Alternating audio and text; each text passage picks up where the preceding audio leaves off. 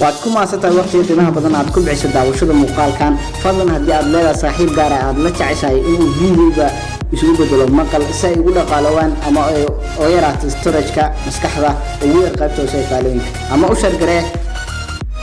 video-ga.